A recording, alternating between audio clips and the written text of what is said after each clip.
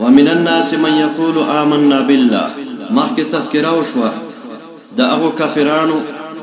چې چاته مجاهر کافر وای. کافران دوه قسمه دي عام طور، مجاهر کافر او منافق کافر. د جهري کافر دغه ضرر کم وي ځکه ځان یې د پیژندلی وي د دشمن په صفت، نو د دنه احتراز ممکني. دته سړی متوجه وي د ده په حرکاتو په سکناتو د انسان نظري ځان تې نه بچ کوای شي. بل دا منافق کافر. منافق کافر دا د لستونی ماری، د دې نه ځان بچ کول هغه مشکل دی. دی وجه نه خو د مجاهر کافر په تذکره کې دو آیاتونه راغلل او د منافق کافر په تذکره کې ډېر آیاتونه روان دي. اشاره د دې خبرې ته چې د دوی ضرر د جهري کافر په نسبت باندې زیات ده او عذاب هم سخت. ان المنافقین فی الدرک الاسفل من النار. منافق تاسو معلوم هغه انسانانو ته وایي په خولې باندې اظهار د اسلام او د تصدیق د پیغمبر کوي،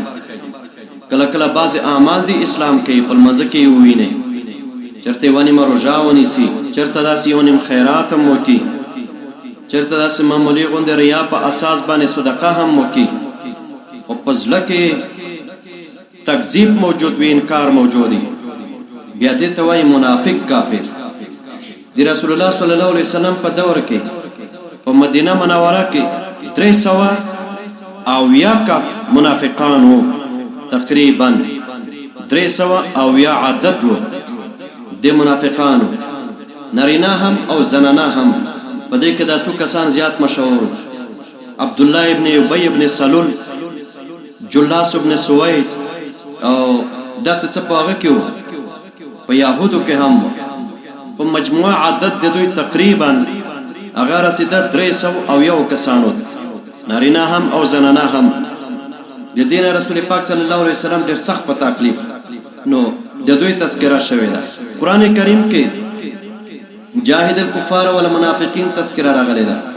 نو الته عام مفسرین دا وایي جاهد الکفار بالسيف، کافر سره په تورې وجنګېږه، والمنافقین باللسان، او د منافقانو سره په ژبه باندې وجنګېږه او بحث ورسره وکړه، مناظره او مقابله ورسره وکړه. د منافقانو سره هغه منافقان چې د رسول الله صلی الله علیه وسلم په دور کې وو، د هغې سره جهاد نه ورغله، خو چې هغې سره د جهاد نه راتلل د څه حکم شرعي نه و چې شریعت د طرفه پابندي وه، بلکې دا سیاسي حکمت عملي وه. حضور علیه الصلاة والسلام علت دا بیان و چې بیا به خلک وایي چې محمد صلی الله علیه وسلم خپل ملګري هم وژني، دې وجې نه د دوی سره جهاد نه ورغله. بهر تقدیر نو د دې تذکره کوي، الله پاک د دوی نه شکایات کوي، د دوی دوا وضاحتونه کوي بالمثال وروسته روان دي. ومن الناس بعضې د انسانانو نه من هغه څوک دی یقولو لسانا په ژبې باندې وایي. نو کرامیان چې وایي چې ایمان عبارت ته صرف تصدیق صرف اقرار نه، نو هغه مسلک ضعیف ځکه صرف اقرار خدا خلق هم کوي، دې باوجود الله پاک سبحانه وتعالی د دوی نه نفي د ایمان کړی ده. ومن الناس بعضې د انسانانو نه من هغه څوک دی یقولو چې دوی وایي ناس کلمه او بعضو کلمه، ناس کلمه او بعضو کلمه، دا داسې دي لکه تنوین. مونږ تاسو وایو چې تنوین کله د تحقیر دپاره راځي او کله د تعظیم دپاره راځي. تنوین کله د تحقیر دپاره او کله د تعظیم دپاره. دغه شان ناس کلمه کله د تحقیر دپاره لکه دلته او کله د تعظیم دپاره لکه آیت نمبر 14 کې وَإِذَا قِيلَ لَهُمْ آمِنُوا كَمَا آمَنَ النَّاسُ، چې کله د منافقانو ته ووایي چې ایمان راوړئ لکه څنګه چې ایمان راوړئ کاملو انسانان او کامل انسانان صحابه کرام. دغه شان لفظ د بعضو دام داسته لکه تنوین، کله د تحقیر دپاره استعمالیږي او کله د تعظیم دپاره استعمالیږي. تحقیر دپاره استعمالیږي لکه ان شیاطین لیوحون بعضهم الى بعض، صدا سے آیت کریمه شته بعضهم الى بعض. شیطانانو باندې اطلاق، کافرانو باندې اطلاق دی بعض شوی ده. د تحقیر د پاره او کله کلمات بعضیت د تعظیم د پر استعمالي تلک الرسول فضلنا بعضهم على بعض دغه انبیاء کرام بعضې د دوی ته چلوي شخصیات دي او بعض نور باندې چغام ډېر لوی شخصیات دي موږ هغه ته احترام فضیلت ورکړی ده نو دلته د تحقیر د پاره ومن الناس بعض دین انسانانو نامن داسې خلق دی یقولو چې دا وایي لسانن آمنا بالله مونږه ایمان دی تصدیق دی او باور دی بالله بوحدت الله په وحدت الله پاک بوجود الله وصفاته وتوحيده دی الله په وجود دی الله په صفات او دی الله په توحید ځکه خبره تاسو معلومه ده تصدیق ته مفرد سره نه متعلق تصدیق د مرکب تام خبری د جملې سره متعلقي وبالیوم الاخر او مونږه تصدیق ده باور ده بالیوم الاخر باتیان یوم الاخر اخرانه ورځ په دې هم زمون ایمان ده چې دا راځي اتیان ټکم مقدر ځکه یوم اخر بیا مفرد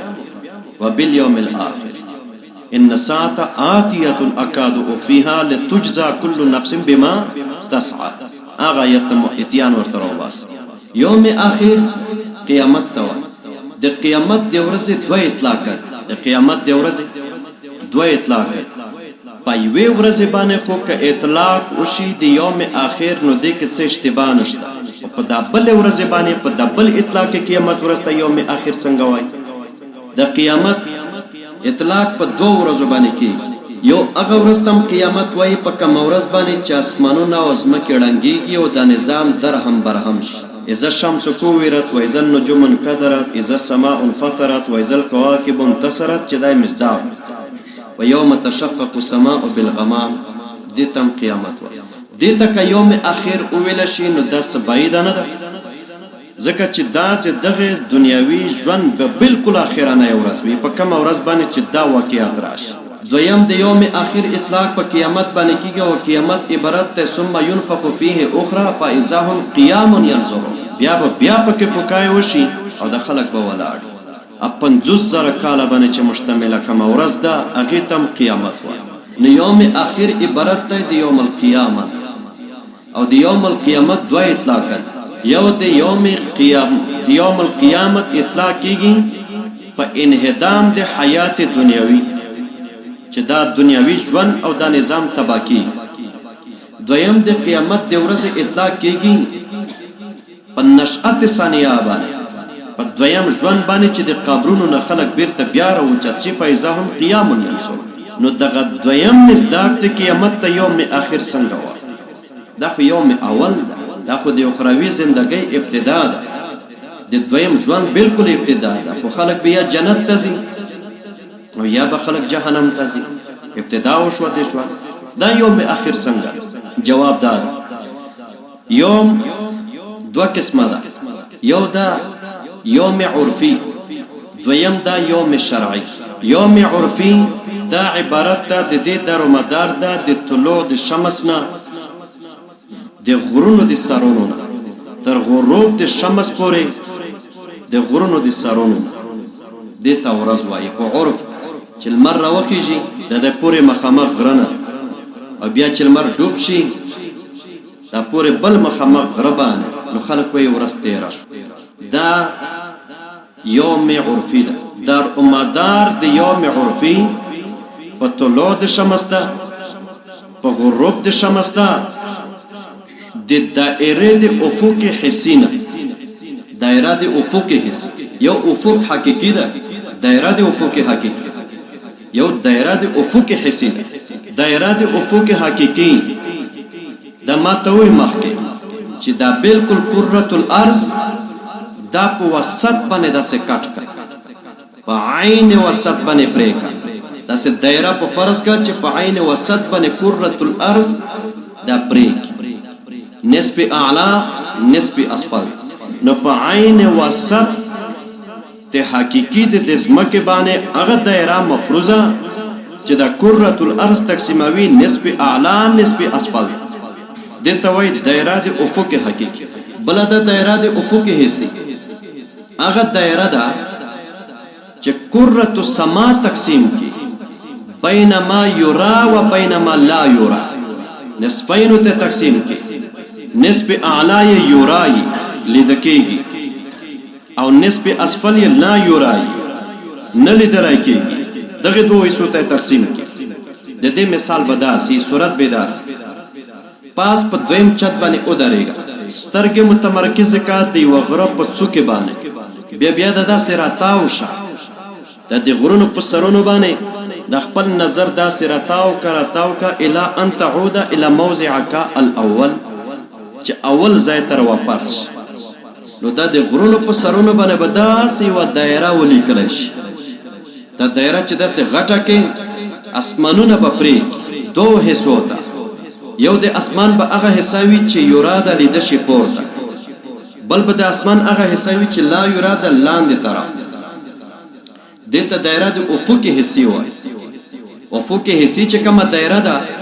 دا قرآن نصفین و حقیقتین ته نشي تقسیمولی. دا نصف اعلی کم دی، نصف اسفل زیات ده، خو په هر تقدیر دوی دایره د زده کړې، دواړه ته دایره د افق وایي. یو د دایره د افق حقیقي، بل د دایره د افق حسي.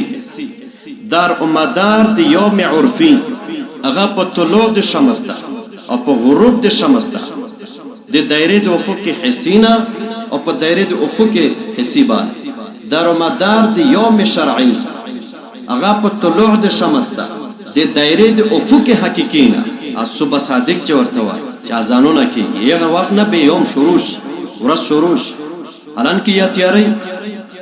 نو د هغې دار و مدار دی په طلوع د شمس باندې د دایره د افق حقیقینا او تر غروب د شمس پورې د دایره د افق حقیقینا. په غرونو باندې به درنه پناه خو بیا مازدیګاري ورځ ورته وایي، شپه ورته نه وایي. د روژې ماتول درته نه دي جایز. الان که الله پاک فرمایي اتم الصیام الا الليل، افق حسي نه خو مازدیګر کیل مر چې دی هغه ډوب شي. هر څه چې که یوم عرفي ده که یوم شرعي ده، د دې دار و مدار په طلوع د شمس او په غروب د شمس ده. یا د دایره د افق حقیقي نه په دایره د افق حقیقي، یا د دایره د افق حسي نه په دایره د افق حسي. په تعلق کې د طلوع او د غروب د شمس. د قیامت ادویمه ورځ چې فاذا هم قیام ينظرون چې خلک به ولاړي، هغه اخرنۍ ورځ ده په دغه بنیاد باندې چې دا اخرنۍ هغه ورځ ده چې د هغې دار و مدار په شمس باندې ده، چې لمر به ولاړي تقریبا د میل په انداز به څومره د خلکو په سرونه به ولاړي. او دې نه بعد چې کله موقف کې د انتظار ختم شي، 50,000 کاله ختم شي د انتظار، دې نه بعد به الله پاک شمس و قمر دواړه رواخلي او جهنم ته به وغورځوي. چې دواړه رواخلي جهنم ته وغورځوي، نو دا اوس اخرنۍ ورځ وه. په دې معنی سره چې نن نه بعد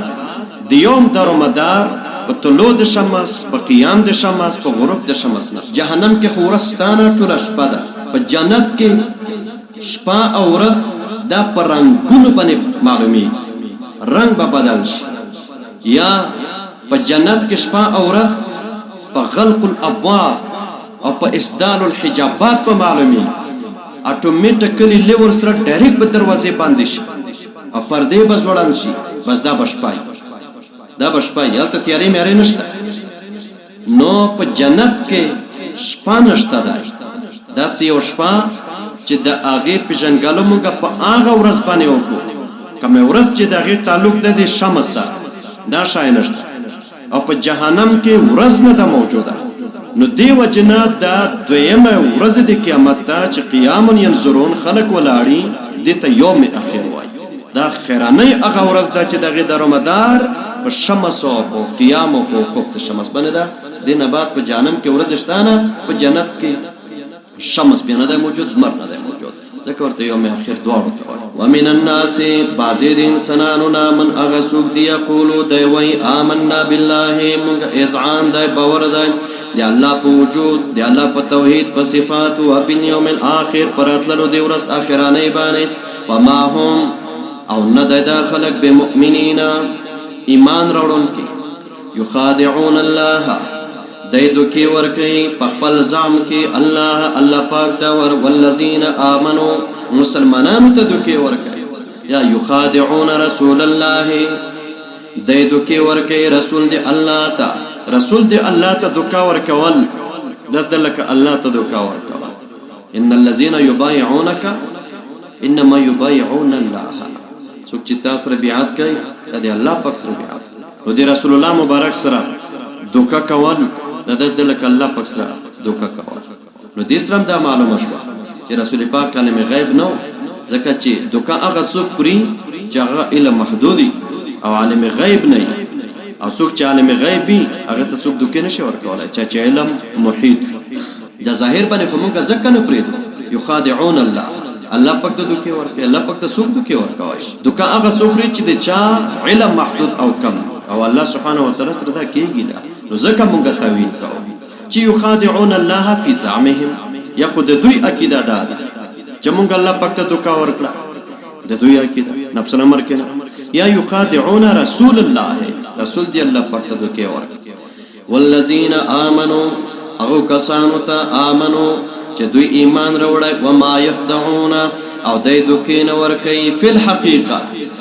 الا انفسهم مگر خپل ځانونو ته ځکه چې وبال دغه خداع دا په دوی ته متوجه ده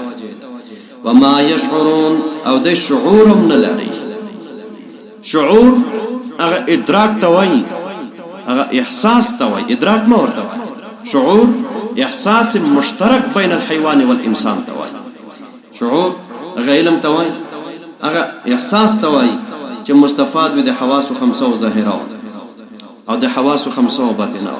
احساس ته حواس د ته شعور وایي که ظاهر وي او که باطن او احساس العقل هغه ته ادراک وایي هغه ته علم وایي دلته شعور ته نه نفي کړه یاد وساتئ بیا به علم ته نه نفي فی قلوبهم مرض پزلون د دوی کې مرضون بیماری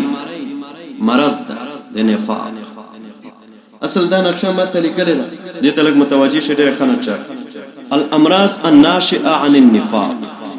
وما يتولد منها د نفاق نه چې کومه بیماری په انسان کې پیدا کیږي او د دې بیماریو نه چې کومه بیماری او اثر په مرتب کیږي یو انسان کې نعوذ بالله نفاق پیدا شي د نفاق نه یو څه بیماری پیدا کیږي بیماریو نه نور فسادونه او بیماری پیدا کیږي دا غي نقشه مې درته جوړه الامراض الناشئه عن النفاق وما يتولد منه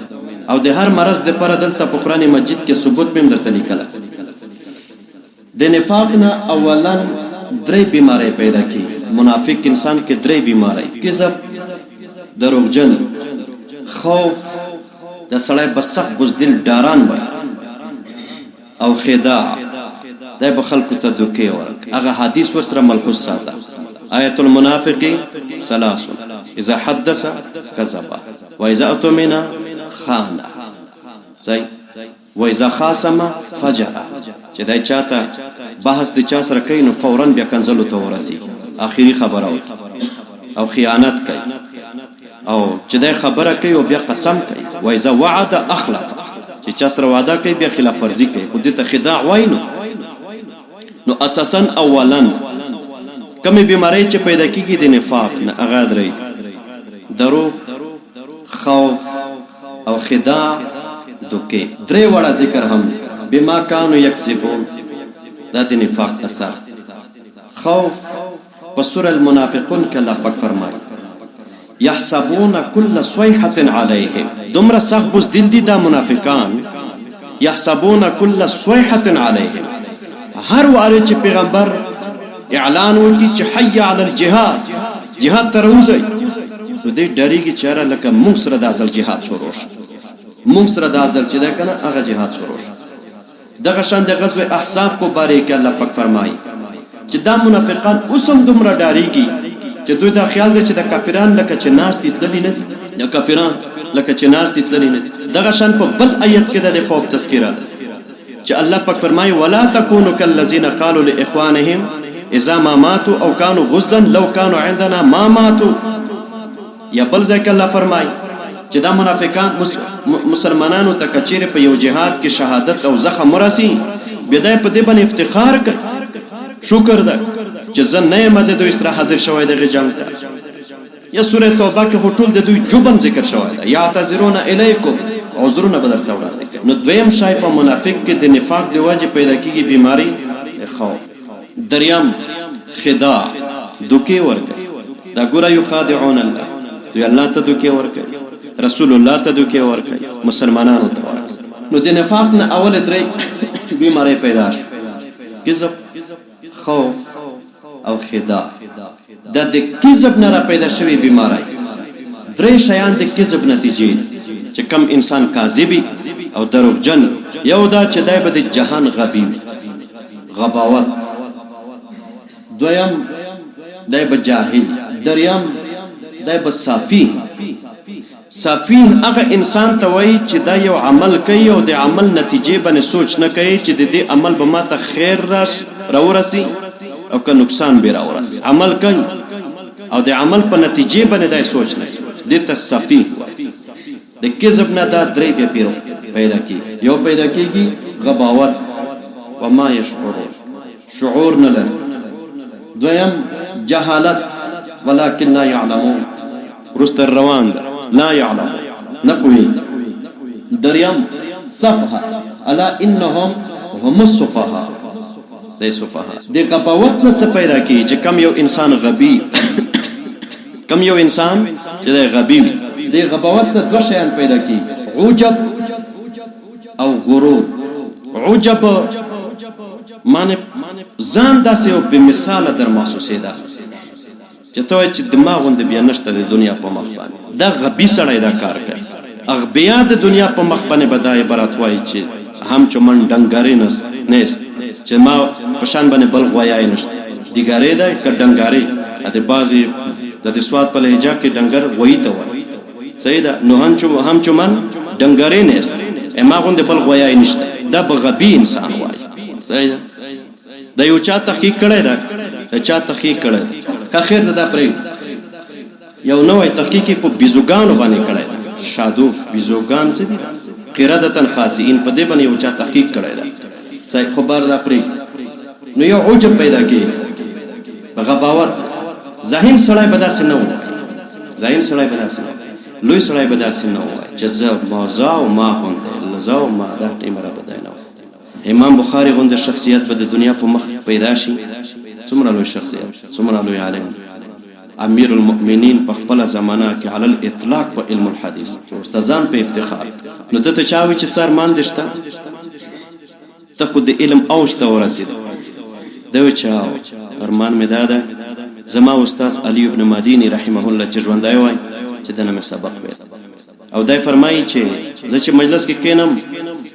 او د علی ابن مدینی په څنګ کې کینم، ماته ځان دومره وړو کې محسوسېږي چې بیخي وړو کې ماته ځان محسوسېږي چې ته چنای چې وړو کې طالب. امام بخاری غوندې شخصیت بهر تقدیر دا نو عجب پیدا کیږي. عجب تذکرہ ده دلته، ان نؤمن کما آمن السفهاء. ایا مونږ داسې ایمان راوړو لکه د بیا عقل خلکو چې راوړل. ځان وته ډېر لوی ښکاره شوی دی د منافق. بل ځای کې الله فرمایي لقد استكبروا انفسهم، لقد استكبروا فی انفسهم. الله فرمایي چې د خپل ځان خو ډېر غټ ور محسوس شوی، د خپل ځان ډېر غټ ور محسوس شوی. نو یو دی پکې عجب، دا د غباوت نتیجه، دا د ذهانت نتیجه نه. دویم غرور، یا انسان مغرور چې غبي شي نو دا مغرور. او دې تذکرہ شوی دا انما نحن مصلحون. مفسد انسان دی او د فساد کوي، او چې تور ته د فساد ولې کوي نه زه خو اصلاح کوم، په دنه زیات غرور په بلی. نو دا د غباوت نه پیدا کیږي. جهل نه د کذب نه دریم شاید دویم شاید پیدا شو، هغه جهالت. د جهالت نه کفر را پیدا کیږي. ما پرون درته ویلو، بار بار می ته ویل، زوالالت د پر درې مرتبه. اوله مرتبه د جهالت، دویمه مرتبه د ضد و عناد، آخری مرتبه د ختم الجبریت ته چې منتهی ده په کفر باندې. دا هم ذکر ده وما هم بمؤمنین. دا د دې جهالت دی واجب. دریم صفحه ده، د صفحه نه فساد الرأی دا را پیدا کیږي. کم یو انسان چې سفیه وي د در رای باندې کلاړې د پر رای باندې کلاړې صافي انسان په مشورو د عمل شروع د ضرر او د فساد نه ما سوا بل څه شي نه درته راسي فی قلوبهم مرض پزړونو کې بیماری ده فساد الرای نو دا د نفاق نه اول پیدا و کذب د کذب نه پیدا و درې شیان د دغه دریو شیانو نه دا مرزونه راځي کښ هغه پیدا شو دویم د خوف نفاق نه خوف پیدا کی الله پاک فرمای لانتم اشد الرهبه فی قلوبهم من الله الله فرمای دا منافقان دومره جاهلان دي چې مان دومره نه ډریږي لکه تاسو نه چې ډریږي منافقان به د عمر فاروق نه زیات ډریدل دومره د خدای نه ډریدل دومره د خدای پاک نه ډریدل د عمر فاروق رضی الله تعالی عنه دا غي نه ډریدل بار تفدی د خوف نه څلور بیماری پیدا کی چې کم انسان پزله کې خوف موجود څلور بیماری پیدا کی لؤم کنجوس پیدا انسان لئیم رازیل انسان بخیل انسانی کنجوسی رزالت لقد امر علی اللئیم لومة لائم دا شیونه پیدا کی د خوف یو عزلت د خلکو نه تنهاش کم انسان کې چې خوف وي او دای ډری دای د ځوان مردای په میدانونو کې قدم نشي د خلکو سره خسته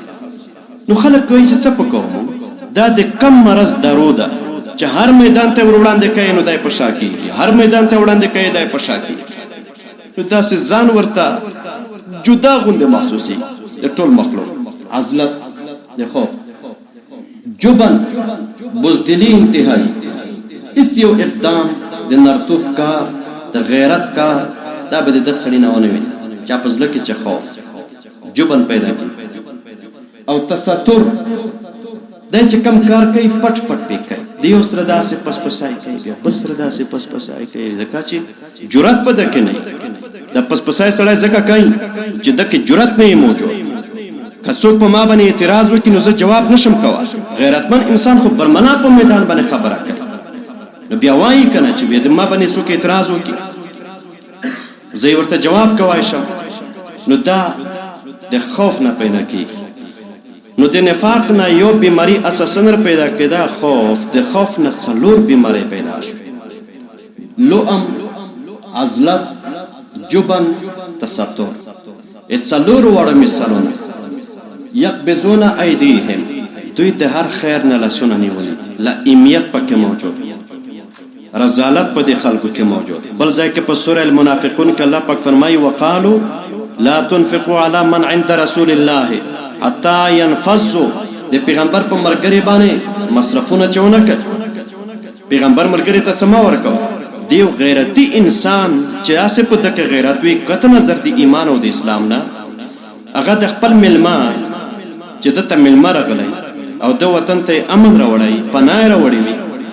هغه دای برت وای چې لا تنفقوا علیه ملګوي په غیبا دا صحابه کرام مهاجرین چې راغلی د مکه معظمه د خو دغه منافقانو ملمنو دغه ملمنو په باب کې دوی وای چې لا تنفقوا علی من عند رسول الله په دې چې انفاق ونه په دانه زیات له امیت به نور بیڅي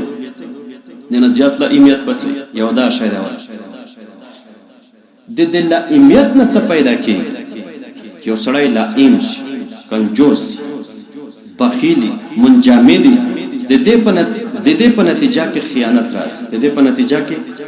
خیانت راځي ان الله لا يحب من كان خوانا اسیم سو زیات خیانتګاری او ګناګار دویم شاید عزلت جدائی کما آمن الناس لکه خلکو چې ایمان راوړ ځان داسې جدا محسوسه نور خلق مسلمانان جدا او زنونه داسې جدا محسوسه وتلی محسوس دا نتیجه ده د عزلت د عزلت نتیجه څه ده جفاء الطبع زلونه سخت طبيعت هغه سخت نرمي او د چا قدر پیژندل چاته د احترام په نظر قتل تهذیب او اخلاق د دینه مبرا کېدل د دینه خلاصېدل د ته جفاء الطبع او هغه هم ذکر شوی ده کما امن الصفحاء صحابه کرام ته صفحاء ابو بکر صدیق ته عمر فاروق رضی الله تعالی عنهم د لوی لوی خلکو ته د صفحاء څومره بیا کړی څومره جهالت جوبن خواغل يحسبون كل صيحة عليه هر واره به چې پیغمبر اعلان وکړ د جهاد دوی په کورونه کې وډارېده چې اسنه چې دا ظلمون په باره کې ورته ویل د دې څه نتیجه ده چې انسان بزدل د بزدلې نتیجه ذلت د بزدلې نتیجه هغه ذلت قل لله العزة ولرسوله وللمؤمنين عزت د الله ده د رسول دې پر ده او د مسلمانانو لپاره انما العزة تستر پټ پټ پکې په پروګرام مخه ته نشي چلاوه بل خبره چاته نشي کولای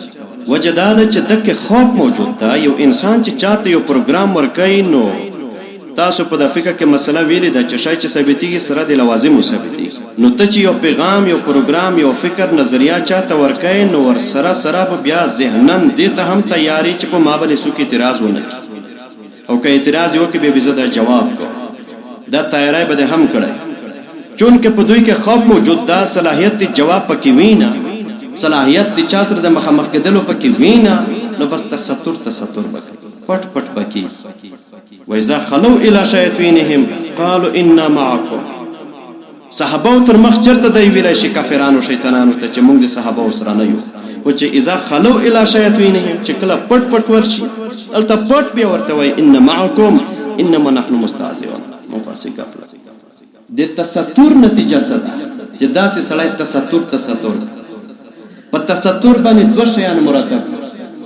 یو د دوام الضلاله د خلکو کې به گمراهی موجوده وي دائما الله پاک فرمای ما هم بمؤمنین دی ندی مسلمانان ابل ځکه الله فرمای ولما يدخل الايمان في قلوبكم لا ترؤس مزلت ایمان ده کو سوال بل ځکه الله فرمای چې د کله بیا مسلمانان شن وقت دخلوا بالكفر وهم قد خرجوا به چې د پیغمبر مجلس تر داخله تل هم کافرانو چې د پیغمبر د مجلس نه وتل هم کافرانو بیا کم ځای کې په دوی کې ایمان راغی دوام دي زواله د گمراهۍ امشوار او د تستر بل نتیجه ده ازدیاد النقائص کم عیبونه مرزونه چې په د خلکو کې موجود وي نور هم مرزیاتی فزادهم الله مرضا فزادتهم رجسا الى رجسهم وماتوا وهم كافرون وإذا ما أنزلت سورة فمنهم من يقول أيكم زادت هذه إيمانا الله فرمای فأما الذين آمنوا فزادتهم إيمانا وهم يستبشرون وأما الذين في قلوبهم مرض فزادتهم رجسا إلى رجسهم وماتوا وهم كافرون عیبونه بنورم زیاتی دا د تستر نتیجه دریم شای چې پیدا شوی او اساسا د دې نفاق نه خداع او یخادعون الله د خداع درې شیان پیدا کی کم یو انسان چې دوکباز د دوکباز او د دوکې ورکولو نتایج هغه درې صورتونه کې یو عداوت الناس د سړی دوکباز انسان به د هر چا دشمن دوکباز انسان به د هیڅ چا هم مرګرای نه دا خپل تجربه وکړي په خپل ولافو کم یو انسان چې چالاکی کم یو انسان چې دوکې ورکوي هغه په حقيقي معنی سره په ټولنه کې یو مرګره هم نه لري کم یو انسان چې دروغجني دوکباز مرګرو سره دوکې کوي عام خلکو سره کوي چې د مرګرو سره هم کوي دا به د هر چا دشمن څوک به د اظهار د دشمنی ور سره کوي یا به نه کوي خو چا باندې پزله کې هم نه لګي خنه پلګي دا نتیجه ده د خداع عداوت الناس چې د ټولو خلکو به دشمنان او قران کریم کې الله پاک ذکر کوي لا اله الا ولا اله الا مذبذبین بین ذالک دا منافقان مذبذب دي په ما بین دي لا اله الا ولا اله الا نو خود مسلمانانو سره دي او نه د کافرانو سره د انسانیت دشمنان یو دا النکایا ضرر به ورته رسي وما يخدعون الا انفسهم ځان ته نقصان ورکوي ضرر به ځان ته ورسي څوک چې دوکې کوي ځان ته ضرر رسي ځکه خلک هم څه وخت نه خوري چې د ستا په چالاکۍ نه پوهېږي خلک هم څه وخت نه خوري چې د ستا په دوکې باندې نه پوهېږي خو موقع به درته ګوري چې بیا په کوم ځای کې ګیر شي او ځان وویني چې یاره دا تنها پاتې شو نو بیا بل ته ارمان نتیجه یې دا راوځي د دواړو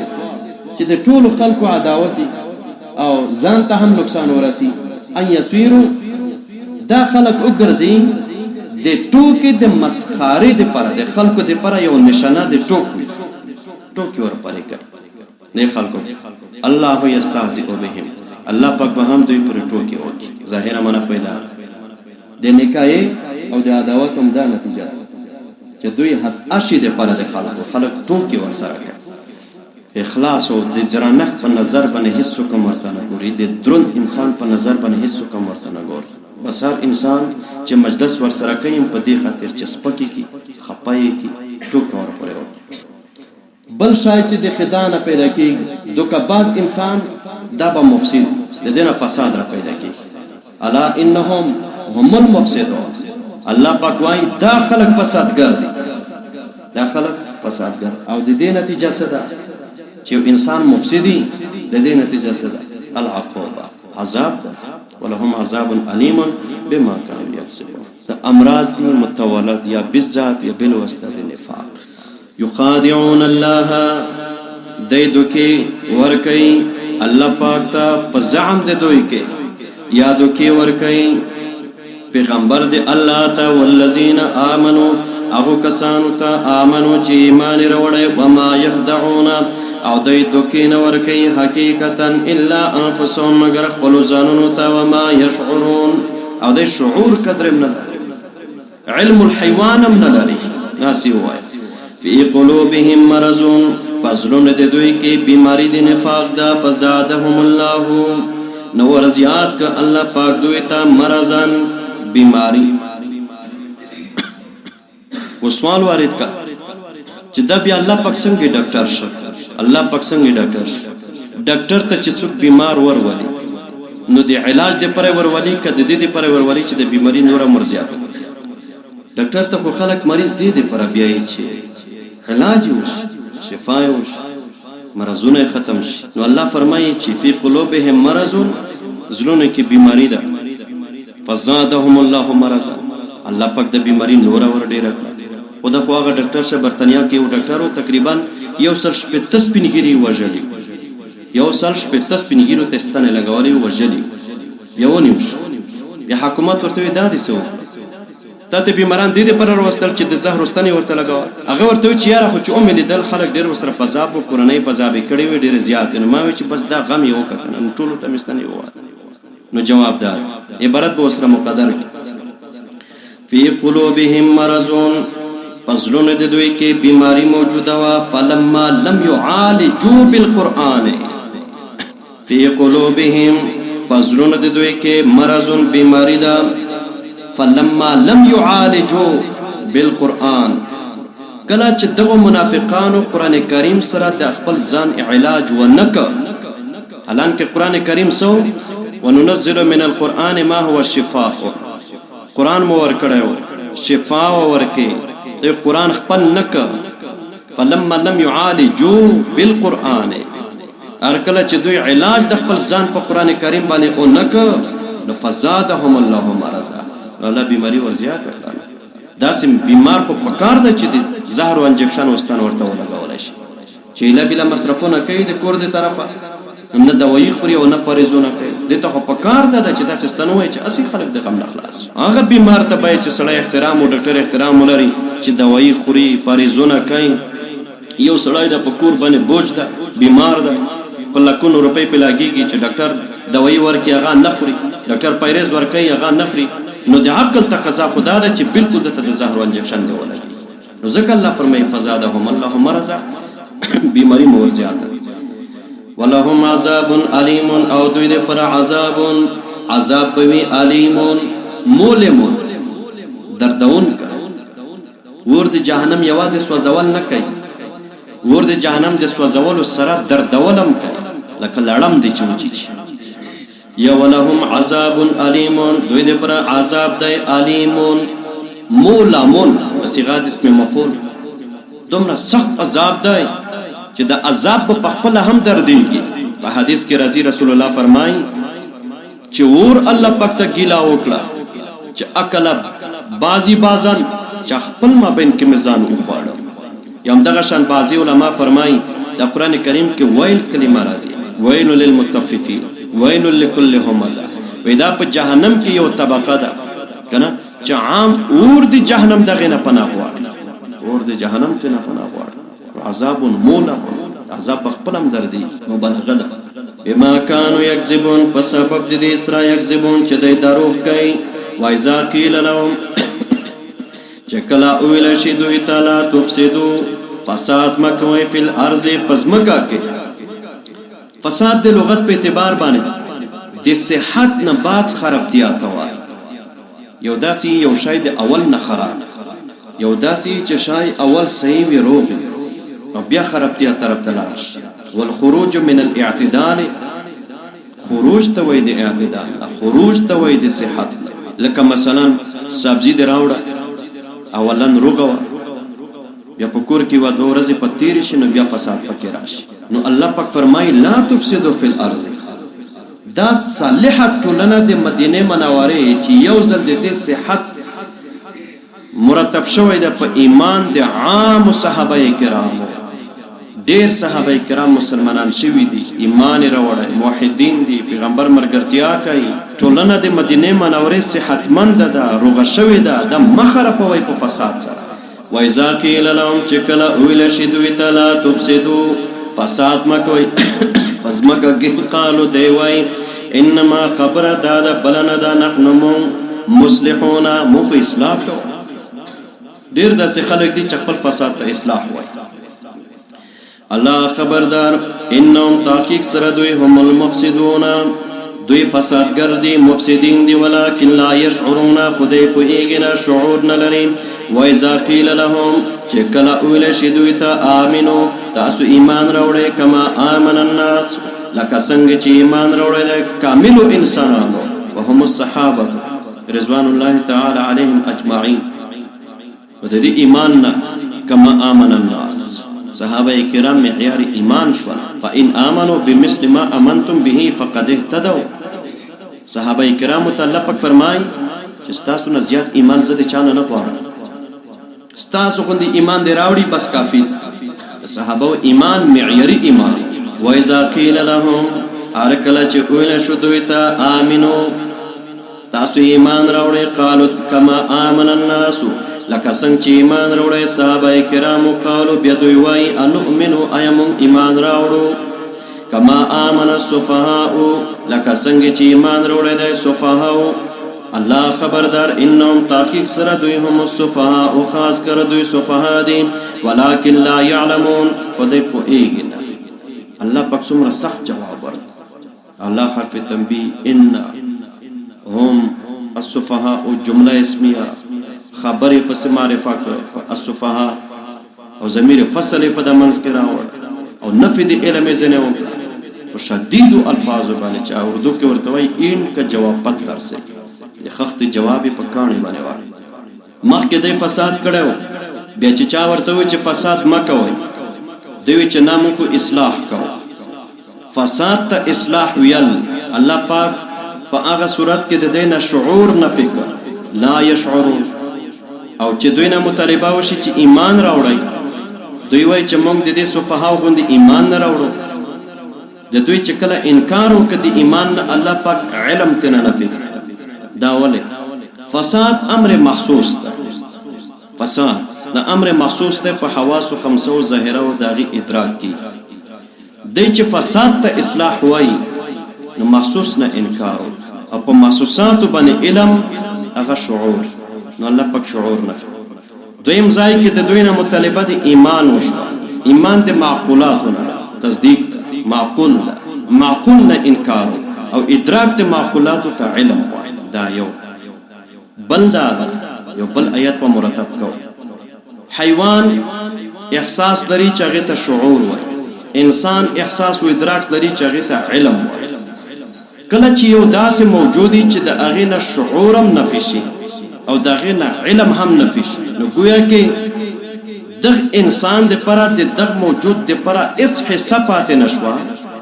اس برخه پاتې نشوا، نه په حیوانیت کې نه په انسانیت. کله چې یو څوک حصہ ونه لري نه په حیوانیت کې نه په انسانیت کې، نو پس و حجاریت ورته متعین شي، حجاریت هغه ورته متعین شي، بیا به حجر یا به شجر. ځکه الله پاک په غبل آیت کې فرمای چې وان څنګه د سوره منافقون راوړو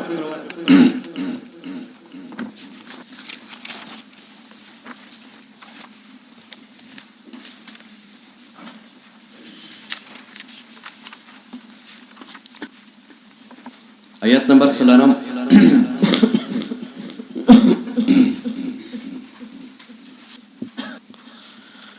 وَإِذَا رَأَيْتَهُمْ